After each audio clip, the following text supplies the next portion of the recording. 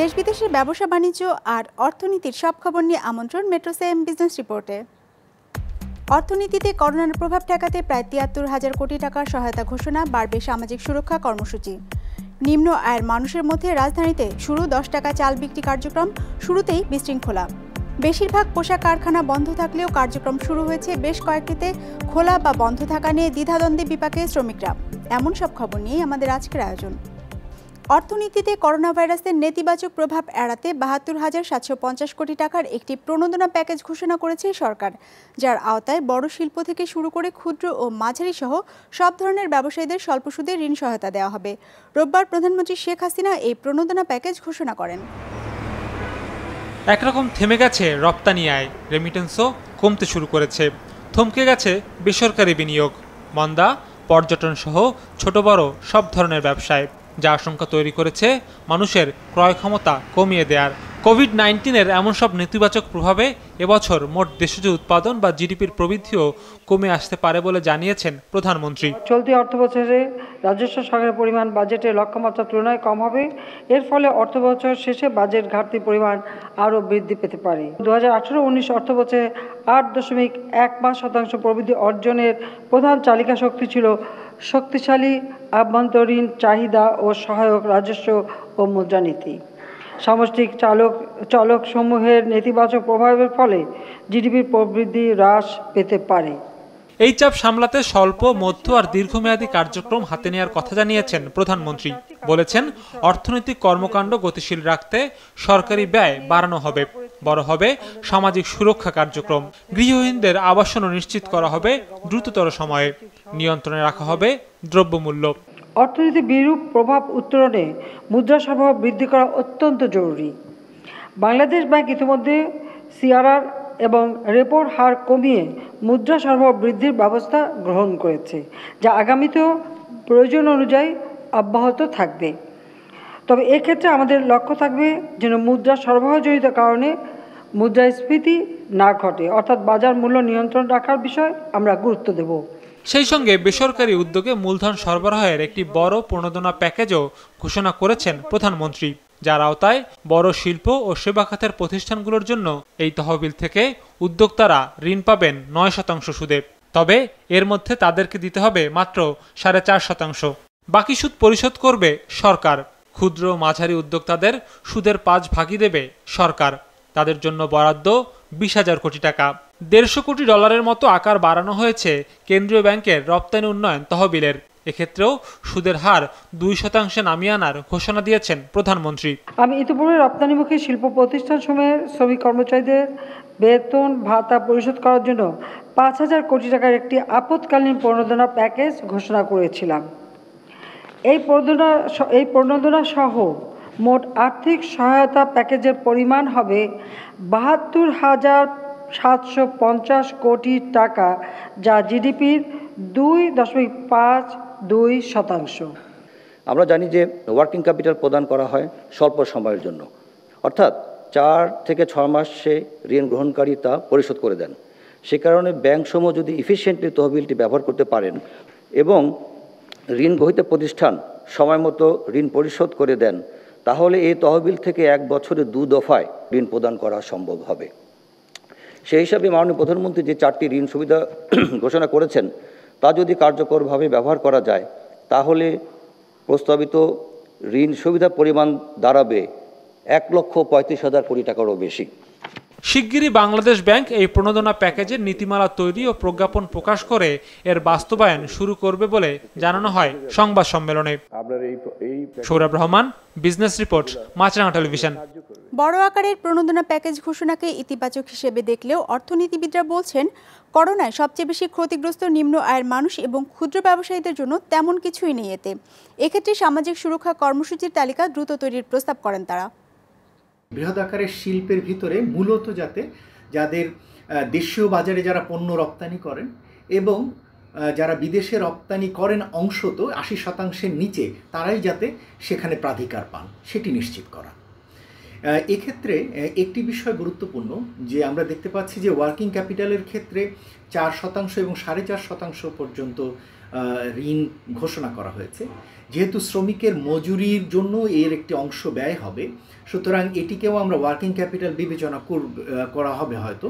সেক্ষেত্রে রপ্তানিমুখী শিল্পের জন্য যেহেতু 2% সুদ হারে শ্রমিকদের মজুরির অর্থ দেওয়া হয়েছে, সেক্ষেত্রে এই ঋণটি দেবার ক্ষেত্রে দেশীয় বাজারমুখী শিল্প, এসএমই এদের বা সেবা খাতের উদ্যোক্তাদের দেওয়ার ক্ষেত্রে শ্রমিক মজুরি মেটানোর অর্থটি 2% হারে এবং অন্যান্য ওয়ার্কিং ক্যাপিটালের ব্যয় মেটানোর জন্য সেটি 4 বা 4.5% হারে, এরকম যদি কিছুটা উপখাত তৈরি করা যায় তাহলে সেটা উপকারে আসবে। ক্ষুদ্র এবং মাঝারি শিল্প খাতের কথা যে বলা হয়েছে, তার সাথে যদি ক্ষুদ্র, বিশেষ করে অনুপর্যায়ের যারা ব্যবসায়ী আছেন, ট্রেডার আছেন, ছোট্ট দোকান মালিক আছেন, তাদের যদি রেজিস্টার্ড বিজনেস থাকে তাদেরকেও আসলে এই প্রণোদনায় যাতে তারা সুযোগ পান 4% সুদের হারে ঋণ নেওয়ার, সেটাও অ্যালাউ করলে আমার মনে হয় ভালো হবে।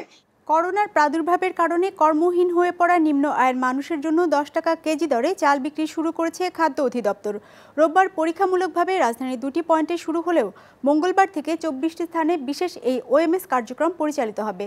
তবে প্রথম দিন চাল বিক্রি নিয়ে দেখা যায় বিশৃঙ্খলা, মানা হয়নি সামাজিক দূরত্বের নিয়মও। রাজধানী জুড়ে 73টি বস্তিতে প্রায় 40,000 পরিবারের বসবাস। করোনায় স্থবির জনজীবন, তাই এরই মধ্যে উপার্জনহীন হয়ে পড়েছে নিম্ন আয়ের এসব মানুষ। তাদের সহায়তা করতেই ট্রাকসেলের মাধ্যমে 10 টাকা কেজি দরে চাল বিক্রি শুরু করেছে সরকার। রোববার রাজধানীর 2টি পয়েন্টে চলে খাদ্য অধিদপ্তরের বিশেষ এই ওএমএস কার্যক্রম। আমরা তো এখন মনে করেন কোনো কাজ করতে পারতেছি না, আমাদের বাসায় থাকা লাগতেছে। সেই ক্ষেত্রে আমাদের যে সিস্টেমটা হয়েছে 5 কেজি করে চাউল সবাই সিরিয়ালে ভোটার ন্যাশনাল আইডি কার্ড এনে নিতে পারতেছে, এর জন্য আমরা সবাই খুশি। মঙ্গলবার থেকে রাজধানীর 24টি পয়েন্টে পরিচালিত হবে এই কার্যক্রম। রবি, মঙ্গল ও বৃহস্পতিবার সপ্তাহের এই 3 দিন প্রতি পয়েন্টে বিক্রি করা হবে 3 মেট্রিক টন করে চাল। জাতীয় পরিচয়পত্র দেখিয়ে প্রতি পরিবার 5 কেজি করে চাল কিনতে পারবে। এই লকডাউন অবস্থায় যারা শ্রমজীবী মানুষ আছে, যারা দিন এনে দিন খায়, দিন মজুর, তাদেরকে প্রণোদনা দেওয়ার জন্য এবং স্বাস্থ্যবিধি মেনে তারা যেন এই এলাকায় বাইরে না যেতে হয়, তাদের ঘর দোড়ায় পৌঁছানোর জন্য এবং তাদের ইনকাম কমে যাওয়াতে তাদেরকে স্বল্প মূল্যে চাল দেওয়ার সরকার পরিকল্পনা দিয়েছে। তারই অংশ হিসেবে আজকে এটা উদ্বোধন করা হয়েছে। তবে চাল বিক্রির এই প্রক্রিয়ায় বিশৃঙ্খলা দেখা দিয়েছে প্রথম দিন থেকেই। স্বাস্থ্য ঝুঁকির কথা জেনেও গাদাগাদি করে লাইনে দাঁড়িয়ে ভিড় করতে দেখা গেছে নিম্ন আয়ের শত শত মানুষকে। বিকেল 3টা পর্যন্ত বিক্রি কার্যক্রম চলার কথা থাকলেও বেলা 12টা বাজতেই শেষ হয়ে যায় ওএমএস এর চাল।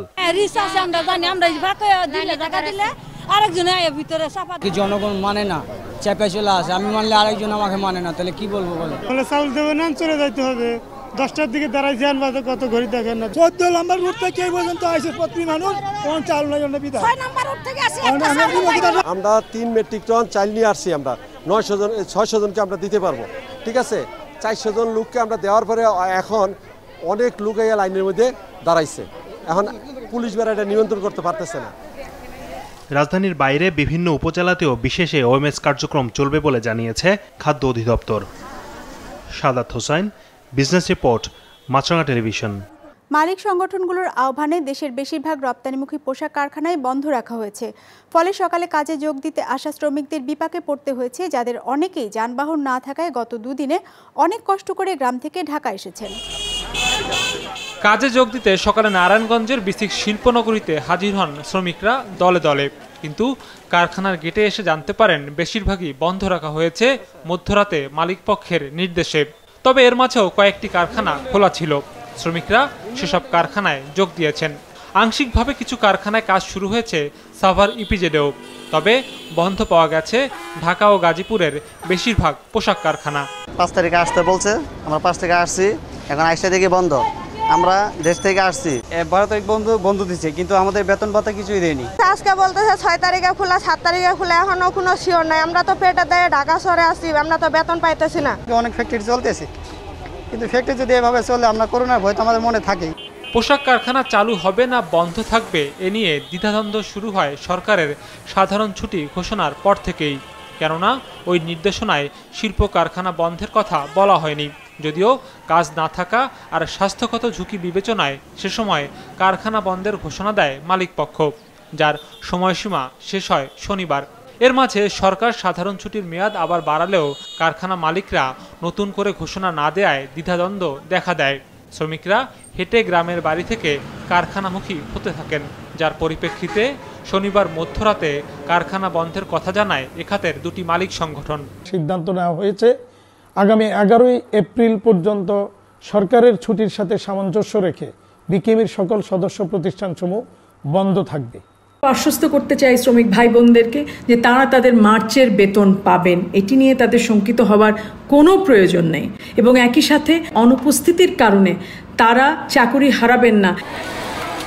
এ অবস্থায় যেসব কারখানা সচল রাখা হয়েছে সেগুলোতে করোনা ভাইরাস প্রতিরোধে স্বাস্থ্য বিভাগের নির্দেশনা কঠোরভাবে মেনে চলার নির্দেশ দিয়েছে সরকারের কলকারখানা পরিদর্শন অধিদপ্তর।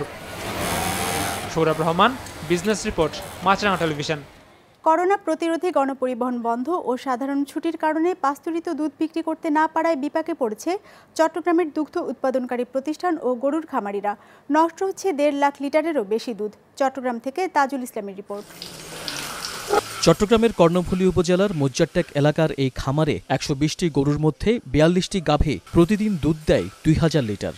10 দিন আগেও মিষ্টির দোকানদার আর এজেন্টরা খামারে এসে দুধ কিনে নিয়ে গেলেও এখন করোনা ভাইরাসের কারণে সাধারণ ছুটিতে চিত্র পুরোটাই পাল্টে গেছে। ঈশানগরে আমাদের একটা কলোনি আছে, কলোনির ভিতরে আমরা ফাড়ায় ফাড়ায় বিক্রি করি। কালকে একটু পরিস্থিতির কারণে দুধ নিতে দেরি হয়ে গেছে, সেই জন্য আমাদের 120 লিটার মতো দুধ নষ্ট হয়ে গেছে। পশু সম্পদ বিভাগের তালিকায় চট্টগ্রামে ছোট বড় 1600 খামারে গাভী আছে 1.5 লাখের বেশি। এর বাইরেও গাভীর সংখ্যা অনেক। এইসব গাভী থেকে দৈনিক 3 লাখ লিটার দুধ উৎপাদিত হলেও অবিকৃত থেকে যাচ্ছে অর্ধেকেরও বেশি। এই শিল্পকে টিকে রাখতে হলে ভর্তুকি দিতে হবে সরকারকে। গার্মেন্টস শিল্প যেভাবে 5000 কোটি টাকা ভর্তুকি দিয়েছে, ডেয়ারি শিল্পকে ভর্তুকি দিতে হবে। না হলে বেকার যুবকরা যে কর্মসংস্থান সৃষ্টি করছে, তাহলে এগুলো আবার কি সব ডেয়ারি শিল্প ধ্বংস হয়ে যাবে। খামারিদের দুর্দশার চিত্র তুলে ধরে পরিস্থিতি মোকাবেলায় দরিদ্র মানুষের মাঝে সরকারের খাদ্য সরবরাহের তালিকায় দুধ অন্তর্ভুক্ত করার জন্য সুপারিশ করছে পশু সম্পদ বিভাগ। সরকারি খাদ্য সহায়তার মধ্যে যদি মিল্ক বিটার, পাস্তুরিত দুধ এবং যদি পাউডার দুধটা যদি সংযুক্ত করা হয়, একদিকে ভালো নিউট্রিশনটা এনশিওর হবে জনগোষ্ঠীর, আরেকদিকে ওটা যদি সচল হয় তাহলে পরে কৃষক কিন্তু সেখানে কিন্তু দুধ বিক্রি করতে পারবে। বর্তমান পরিস্থিতিতে বিক্রিত দুধের দাম দিয়ে প্রতিটি গরুর খামারে দৈনিক খরচ পোষাতে না পারায় লোকসানের মুখে পড়েছেন খামারিরা। ফলে এই খাতে সরকারের প্রণোদনা না পেলে দীর্ঘমেয়াদী ক্ষতির আশঙ্কা করছেন সংশ্লিষ্টরা। তাজুল ইসলাম, বিজনেস রিপোর্ট, মাছরাঙা টেলিভিশন। সৌদি রাশিয়া দ্বন্দ্বে আবারও পেছালো জ্বালানি তেলের দাম নির্ধারণী ওপেক প্লাসের বৈঠক। রাশিয়ার অভিযোগ, সৌদি আরব উৎপাদন কমাতে সহযোগিতার মনোভাব নিয়ে কাজ করছে না। সৌদি আরব এমন সমালোচনাকে অন্যায্য দাবি করে বলছে রাশিয়া মিথ্যাচার করছে। বিস্তারিত ডেস্ক রিপোর্টে। অস্থিরতা কাটছে না বিশ্ব জ্বালানি তেলের বাজারে। করোনা ভাইরাসের কারণে বছরের শুরুতে যে দরপতন শুরু হয়েছে তা আরও উস্কে দিয়েছে ওপেক রাশিয়ার দ্বন্দ্ব। উৎপাদন কমানোর বিষয়ে কোনো সিদ্ধান্তে পৌঁছাতে ব্যর্থ হয়ে তেলের দর কমিয়ে দেয় সৌদি আরব, যার প্রভাবে কমতে থাকা তেলের দর গেল সোমবার নেমে আসে ব্যারেল প্রতি $22, আর ওয়েস্ট টেক্সাস ইন্টারমিডিয়েটের দর নেমে আসে $20 নিচে, যা 18 বছরের মধ্যে এই পণ্যটির সর্বনিম্ন দর। এমন অবস্থায় ওপেকের সাথে রাশিয়াকে বসাতে রাজি করান মার্কিন প্রেসিডেন্ট ডোনাল্ড ট্রাম্প, আর উৎপাদন কমানোর বিষয়ে রাশিয়া রাজি আছে বলেও ঘোষণা দেন দেশটির প্রেসিডেন্ট পুতিন। রাশিয়া মনে করে যে এই মুহূর্তে সবার একসাথে কাজ করতে হবে। আমি আগেও বলেছি যে ওপেক প্লাসের চুক্তি বাতিলে আমাদের কোনো ভূমিকা ছিল না। আমরা আমাদের অংশীদারদের সাথে চুক্তির বিষয়ে তৈরি আছি, এমনকি যুক্তরাষ্ট্রের সাথেও এ নিয়ে কাজ করতে চাই আমরা। বাজারের এই অব্যাহত দরপতন ঠেকাতে আমাদের অবশ্যই উৎপাদন কমানোর উদ্যোগ নিতে হবে। সব দেশ মিলিয়ে তেলের উৎপাদন প্রতিদিন 10 মিলিয়ন ব্যারেল বা বিশ্ব উৎপাদনের 10 ভাগ কমানোর প্রস্তাব দেন পুতিন। ওই বৈঠকে ওপেকভুক্ত দেশগুলোর সাথে রাশিয়া যৌথভাবে কাজ করতে আগ্রহী হলেও সৌদি আরবের সমালোচনা করে বলা হয় দেশটি ঐক্যমতে পৌঁছাতে সহযোগিতার মনোভাব এখনও দেখাচ্ছে না। দুর্ভাগ্যজনক বিষয় হলো আমাদের সৌদি আরবের অংশীদাররা বর্তমান পরিস্থিতিতেও এই চুক্তি বাড়ানোর বিষয়ে রাজি হয়নি। উল্লেখযোগ্য হারে বাড়তি উৎপাদন কমাতেও রাজি নয় তারা। এমনকি তারা তাদের তেলের উৎপাদন বাড়ানোর পরিকল্পনাও করছে। এই সময়ে তাদের এমন সিদ্ধান্ত তেলের দরপতনকে আরও প্রভাবিত করবে। যথারীতি রাশিয়ার এই সমালোচনাকে ভালোভাবে নেয়নি সৌদি আরব। তেলের দরপতনের দায় সৌদি আরবের ওপর চাপানোকে পুতিনের মিথ্যাচার বলে মন্তব্য করেন সৌদি পররাষ্ট্রমন্ত্রী প্রিন্স ফয়সাল বিন ফারহাদ। আর এই টানাপোড়েনে সোমবার অনুষ্ঠিতব্য ওপেক প্লাসের বৈঠকও পিছিয়ে দেওয়া হয়েছে। এমন অবস্থায় দরপতন ঠেকাতে সৌদি আরব এবং রাশিয়াকে ঐক্যমতে পৌঁছানো উচিত বলে মনে করেন ডোনাল্ড ট্রাম্প। তাদের অবশ্যই থামতে হবে, বাজার পরিস্থিতি তাদের থামতে বাধ্য করবে, কিন্তু তারা করছে উল্টোটা। উৎপাদন বেড়ে এই পর্যায়ে পৌঁছেছে যে পানির দাম এখন তেলের দামের চাইতে বেশি। সৌদির অনেক জায়গায় পানি নেই, কিন্তু তেলের অভাব নেই। তারপর আবার এই ভাইরাসের সংক্রমণ যা বাজারের চাহিদাকে একেবারে কমিয়ে দিয়েছে। একদিকে কোনো চাহিদা নেই, অন্যদিকে সরবরাহ প্রচুর। আমরা বিশ্বাস করি তারা নিজেদের স্বার্থেই এই সমস্যার সমাধান করবে। ট্রাম্পের এই আশাবাদের পর কিছুটা ঘুরে দাঁড়িয়েছে তেলের বাজার। ব্রেন্ট ক্রুডের দর উঠে এসেছে $34, আর ওয়েস্ট টেক্সাস ইন্টারমিডিয়েটের দর উঠে এসেছে ব্যারেল প্রতি $28.34।